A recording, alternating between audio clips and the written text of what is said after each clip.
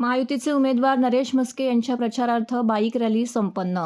शनिवारी प्रचाराचा शेवटचा दिवस, शेवटचे काही तास शिल्लक असताना ठाण्यामध्ये मुख्यमंत्री एकनाथ शिंदे हे रॅलीमध्ये सहभागी झाले होते। शिवसेनेचे ठाणे आणि ठाण्याची शिवसेना असं शिवसैनिकांकडून म्हटलं जात होतं। शिवसेना फुटीनंतर येथील शिवसैनिक नेमका कुणाच्या बाजूने कल देणार याकडे राज्याचं लक्ष लागलं आहे।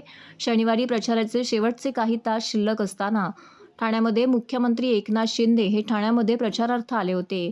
मुख्यमंत्री एकनाथ शिंदे हे ठाणे लोकसभेचे उमेदवार नरेश म्हस्के यांच्या प्रचारासाठी काढण्यात आलेल्या बाईक रॅलीमध्ये सहभागी झाले होते। मुख्यमंत्र्यांनी नरेश म्हस्के यांच्यासाठी काढण्यात आलेल्या रोड शोमध्ये सहभाग घेतला। महायुतीकडून माजी महापौर नरेश म्हस्के रिंगणात उतरले आहेत। ठाणे जिल्ह्यात शिवसेनेचा वरचष्मा राहिला आहे, परंतु शिवसेनेत फूट पडल्यामुळे येथील राजकीय गणिते बदलली आहेत। महायुती आणि इंडिया आघाडीकडून जिल्ह्यात जोरदार प्रचार झाला आहे। या दोन्ही जागा कोणत्या शिवसेनेकडे राहणार याकडे संपूर्ण राज्याचं लक्ष लागलं आहे।